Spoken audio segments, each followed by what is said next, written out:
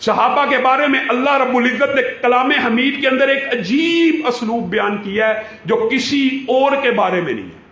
وَإِذَا قِيلَ لَهُمْ آمِنُوا كَمَا آمَنَ النَّاسُ قَالُوا أَنُؤْمِنُ كَمَا آمَنَ السُّفَهَاءُ أَلَا إِنَّهُمْ هُمُ السُّفَهَاءُ۔ بتائیے، پورا قرآن اٹھا لیجئے، پورا قرآن۔ آپ کو یہ اسلوب قرآن پاک میں کہیں ملتا ہے جو صحابہ کے بارے میں اللہ کا ملتا ہے، اللہ کا؟ محمد الرسول اللہ صلی اللہ علیہ وسلم والذین معہ اشداء علی الکفار رحماء بینہم کے آگے جائیے، ذالک مثلہم فی التوراۃ۔ اللہ اکبر، اللہ نے ان صحابہ کا تذکرہ کہاں پہ کیا؟ تورات اور انجیل میں، اور ان کی عصمت کا اور ان کی عزت کا دفاع اللہ نے کیسے کیا ہے؟ رسولوں نبیوں کا دفاع بھی اللہ نے کیا ہے، لیکن میں امتیوں کی بات کر رہا ہوں۔ امتیوں کے دفاع میں اللہ کے جو الفاظ کلام حمید میں صحابہ کے بارے میں کسی کے بارے میں نہیں ہے۔ وَإِذَا قِيلَ لَهُمْ آمِنُوا كَمَا آمَنَ النَّاسُ قَالُوا أَنُؤْمِنُ كَمَا آمَنَ السُّفَهَاءُ۔ جب بھی، یہ آپ کو عقیدہ دے کے جا رہا ہوں، جب بھی کوئی شخص آپ دیکھیں جو کسی صحابی کے بارے میں کوئی بھی بکواس کر رہے ہیں، ان کو کس کی سنت زندہ کرنی چاہیے؟ اللہ کی سنت زندہ کرنی چاہیے، اور وہ سنت کیا ہے؟ الا انہم هم السفہاء۔ جن لوگوں نے اے اللہ کے رسول آپ کے صحابہ کو بے وقوف کہا، آپ کے صحابہ بے وقوف نہیں ہیں، الا انہم هم السفہاء، وہی لوگ بے وقوف ہیں جو صحابہ کو بے وقوف کہتے ہیں۔ اگر کوئی بدبخت کسی صحابی کے بارے میں یہ عقیدہ رکھتا ہے جی ان کا ایمان متزلزل ہو گیا تھا، اے بدبخت، ان کا ایمان متزلزل نہیں تھا ہوا، تیرا ایمان متزلزل ہو گیا۔ یہ اللہ کی سنت ہے۔ صحابہ معاذ اللہ بے ایمان ہو گئے تھے، اے بدبخت وہ نہیں، تو بے ایمان ہو گیا ہے۔ اور یہ صرف ایک جگہ نہیں ہے، دوسری جگہ کیا ہے؟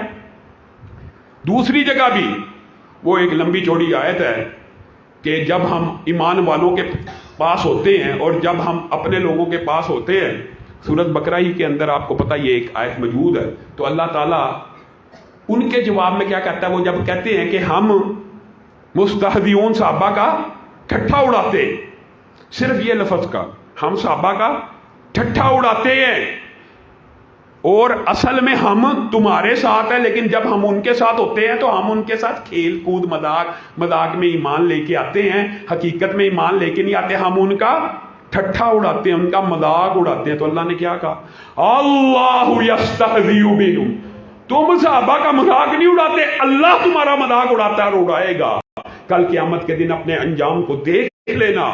گویا یہ آپ کو عقیدہ اور نقطہ اور نظریہ سمجھ لینا چاہیے کہ صحابہ کے بارے میں کوئی جملہ جو بولتا ہے حقیقت میں وہ اسی کی طرف پلٹتا ہے۔ تو اس میں کتنی بڑی سعادت کی بات ہے کہ اگر میں اور آپ کہیں صحابہ متقی تھے، ہاں صحابہ متقی نہیں، آپ متقی ہو، صحابہ اچھے تھے، صحابہ اچھے نہیں آپ اچھے ہو، جو کہ صحابہ برے تھے، صحابہ برے نہیں تم برے ہو، یہ اللہ کی سنت ہے۔ اور میں اور آپ ہم حدیثوں کو بھول گئے، ہم قرآن کے فہم کو بھول گئے، چند مغالطے شیطانی ابلیسی ہتھ کنڈوں کے سامنے نوجوان ہتھیار ڈھیر کر دیتے ہیں، نہ علم نہ مطالعہ نہ پڑھتے ہیں۔ رسول اللہ صلی اللہ علیہ وسلم نے کیا فرمایا؟ عبداللہ ابن مسعود کی حدیث سنی ہوئی ہے نا، سب نے سنی ہوگی انشاءاللہ، لیکن ایک دہرائی کے لیے، ایک یاد دہانی کے لیے، کتنی عظیم حدیث ہے۔ رسول اللہ صلی اللہ علیہ وسلم کی حدیث ہے کہ عالم ارواح مراد یہ ہے، یعنی زمین و آسمان میں مخلوق پیدا کرنے سے قبل، انسان پیدا کرنے سے قبل اللہ رب العزت نے انسانوں کے دلوں کو ٹٹولا، ان دلوں میں جو بہترین دل تھے ان کو نبی بنایا، اور ان دلوں میں جو سب سے بہتر تھا، اعلیٰ تھا، افضل تھا، اس کے سر کے اوپر ختم نبوت کا تاج رکھ دیا۔ پھر کیا کہا؟ حدیث کے اگلے الفاظ کیا ہیں؟ پھر ان کے بعد، پھر ان متبرک دلوں کے بعد دھرتی میں، کائنات میں، عالم ارواح میں، پوری دنیا میں سب سے مطہر، سب سے مبارک، سب سے پاکیزہ، سب سے متقی جو دل تھے، اے اللہ کے رسول، اللہ نے انہیں آپ کا صحابی بنا دیا، کسی کو سسر بنا دیا، کسی کو دماد بنا دیا، کسی کو وزیر بنا دیا، کسی کو مشیر بنا دیا۔ کائنات کے سب سے متقی دل صحابہ بن گئے، یہ بدبخت اٹھیں انہی متقی، انہی اتقیا، انہی ازکیا کے اوپر ہردہ سرائی کریں، نہ ہمارے ضمیر کو کوئی ملامت ہو۔ اور افسوس ہوتا ہے یہ بات نارملائز کر لی جاتی ہے، نارملائز ہے، عام بات ہے۔ اچھا سیدنا امیر معاویہ، حضرت ابو سفیان، حضرت ہند کے بارے میں جو مرضی بندہ ہردہ سرائی کرتا رہے، اس کو معتوب اور معیوب سمجھنا بھی اب معیوب بھی نہیں سمجھی جا رہی ہے، اس کو کہتے ہیں نارملائز کرنا، عادی بنا دینا، گستاخی کر کر کے آپ کے ضمیروں کو سلا دیا گیا ہے۔ ان صحابہ کی عصمتوں کا، عزتوں کا دفاع کرنا آپ کی اور میری ذمہ داری اللہ نے مقرر کی ہے۔ ایک عام فہم مثال دے کے اپنی بات کو آگے بڑھاؤں گا۔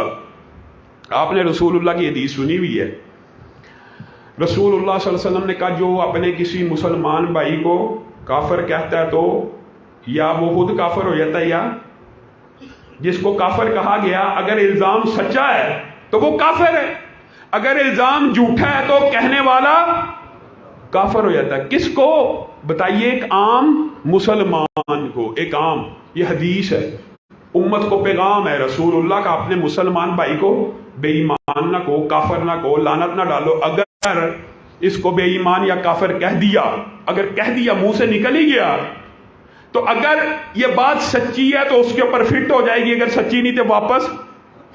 تو جن کو اللہ تعالیٰ رضی اللہ کہہ رہا ہے، جن سے وَكُلًّا وَعَدَ اللَّهُ الْحُسْنَى کا وعدہ ہے، جن کی جنتی ہونے کے دلائل آپ نے ابھی ابھی سنے ہیں، ان کے بارے میں کوئی بے ایمان کہ ہم اس کو کہ صحابہ بے ایمان نہیں، تو بے ایمان ہے۔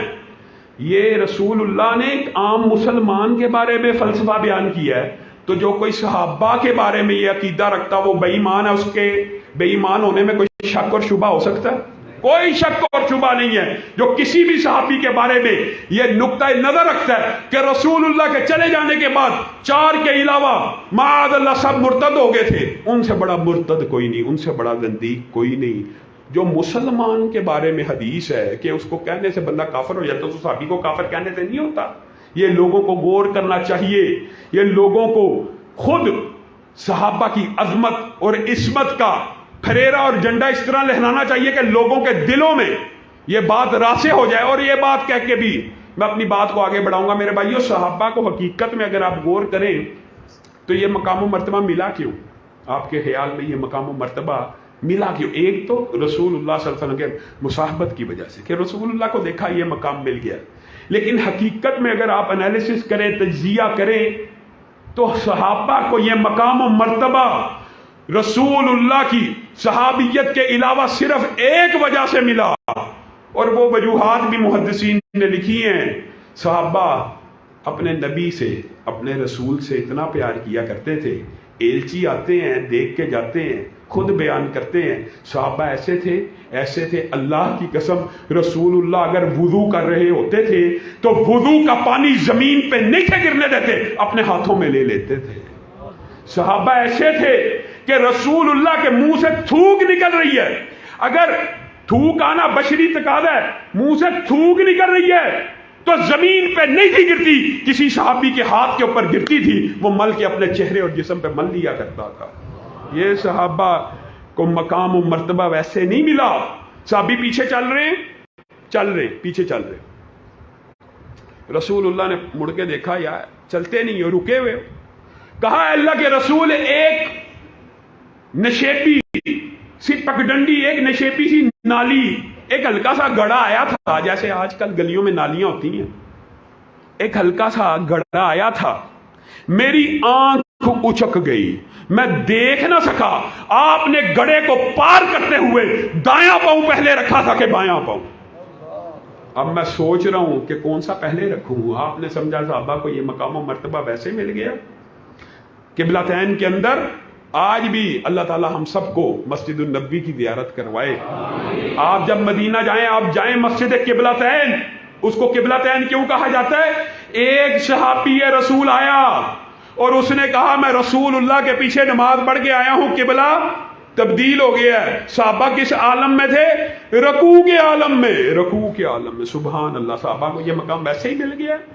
اس رکوع کے عالم میں रकू से सर उठाए बगैर एक सहाबी की निदा पे कि रसूलुल्लाह ने आज फलां किबले की बजाय दूसरे किबले की तरफ मुंह करके नमाज पढ़ी है, इन सब सहाबा ने हालत रकू में अपना भी मुंह उस किबले की तरफ कर लिया। और मेरे ذہن में ख्याल आता है कि शायद अगर उनसे पूछा जाता कि रकू से सर उठा लेते, उसके बाद सफ़ों को तरतीब दे देते, उसके बाद अपना मुंह खाना काबा की तरफ कर देते तो क्या फर्क पड़ता? तो जुबान हाल ये कहती है कि सहाबा ये कहते कि रसूलुल्लाह का अमल खाना काबा का पता चला, खाना काबा का सुना कि रसूलुल्लाह ने अब नमाज उसकी तरफ मुंह करके पढ़ी है, अगर रकू से सर उठाते तो ईमान चला जाता। और ये बात हुई है अमली तौर के ऊपर भी। एक सहाबी आए, रसूलुल्लाह सल्लल्लाहु अलैहि वसल्लम जैसे आइए मजमा बैठा है, मैं किसी शख्स की तरफ इशारा करके कहूँ यार खामोश हो जा, बैठ जा। रसूलुल्लाह ने बेऐन इसी तरह खुतबे के दौरान कहा बैठ जा। कहा किसी और को, एक सहाबी मस्जिद के बाहर जहां पे आप जूतियां उतारते हैं उसके बाहर खड़े हैं, वो वहीं पे बैठ गए। रसूलुल्लाह सल्लल्लाहु अलैहि वसल्लम ने कहा जुम्मा खत्म होने के बाद मैंने आपको तो नहीं था कहा बैठ जाओ। अब ये देखिए, ये साहबा ने अमली तौर पे नमूना पेश किया कि ए अल्लाह के रसूल आपने कहा बैठ जाओ, अगर मैं खड़ा रहता मेरा ईमान जाया हो जाता। बताइए, रसूलुल्लाह सल्लल्लाहु अलैहि वसल्लम के साहबा को ये मकाम वैसे ही मिल गया। रसूलुल्लाह सल्लल्लाहु अलैहि वसल्लम नमाज से जूती उतार रहे हैं, नमाज का सलाम फेरा, पीछे मुड़ के देखा सारे साहबा ने भी जूतियां उतार दी हैं। और ये रसूलुल्लाह के मोजज़े में है कि रसूलुल्लाह पीछे मुड़ के ना भी देखते, आप पीछे की तरफ अल्लाह ने उनको ये सलाहियत अता की थी, देख सकते थे। सारे साहबा ने भी जूतियां उतार दी। रसूलुल्लाह सल्लल्लाहु अलैहि वसल्लम मुस्कुराना शुरू हो गए और कहा मेरे पास तो जिब्रील अमीन आसमान से आए थे और आके उन्होंने बताया था कि आपकी जूती के नीचे कुछ चीज ऐसी लगी या आप नमाज में उतार दे।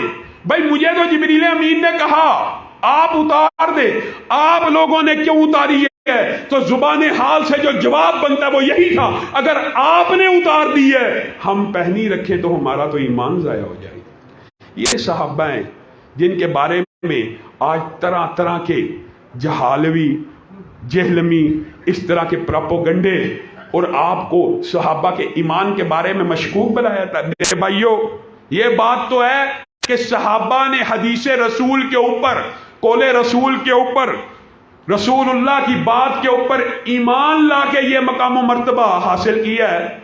और ज़िमनी तौर पे एक वाक़या सुनाकर तहरीक के हवाले से भी चंद गुजारिशात आपके सामने रखूंगा। रसूलुल्लाह सल्लल्लाहु अलैहि वसल्लम के 3 जरनैल साहब हैं। रसूलुल्लाह सल्लल्लाहु अलैहि वसल्लम ने उनको कहा इंतलिकू हत्ता तअतू रौज़त खाखिन, यहाँ से चलो, यहाँ के वादी खाक में पहुंचोगे, वहां पे एक औरत होगी, माहा किताब, उसके पास एक पर्ची, एक नुस्खा, एक रुक्का होगा, वो पकड़ लाना, वो ऊंट होगा, होदज होगा। रसूलुल्लाह ने जरनैल सहाबा को, मिकदाद को, जुबैर को, अली को भेजा। ये आपने समझा ऐसे ही मकाम मिल गया। वो गए, वहां पे औरत मौजूद है। उस औरत की तलाशी ली, होदज की तलाशी ली, सामान की तलाशी ली, अच्छी तरह तलाशी ली, रुक्का न मिला। औरत कहने लगी कि तुम्हें जिसने इतला की है ना मेरे पास रुका है, वो इतला गलत है। अगर आप जैसे और मेरे जैसे होते तो समझते रसूलुल्लाह को किसी ने गलत इतला दी है और इसके बाद रुका नहीं है, हम वापस चले जाते हैं और रसूलुल्लाह को कहते हैं इसके बाद रुका नहीं है। आप जैसे और मेरे जैसे होते तो तहकीक, तफ्तीश, अकल, मंतक दौड़ाने वाले, हदीसों की सही और गलत, ज़ईफ और सही की तहकीक हो जाने के बाद सही हदीस मेरे अकल में नहीं आती, तेरे अकल में नहीं आती, तेरी अकल भाड़ में जाए। साहबा को ये मकाम ऐसे मिला। साहबा ने उसको क्या कहा? तफ्तीश तो कहती है, तहकीक तो कहती है, खत तेरे पास नहीं है, लेकिन हमें जिसने बताया है, हमारा ईमान कहता है खत तेरे पास है। लतुखरी जिन्नल किताब औ लनुल्कियन्न सियाब, हाथ को निकाल दे वरना तुझे नंगा करके तलाशी ली जाएगी। और हैरान हो जाएं, अगर उसको नंगा करके भी तलाशी ली जाती तो खत न मिलता। उस औरत ने इतनी महारत से अपने बालों के दरमियान वो पर्ची फंसाई हुई थी, लेकिन उस औरत को पता चल गया कि ये कोई आम लोग नहीं है, कोई आम एलची नहीं है, इन्होंने मेरे से अब लेके ही जाना है।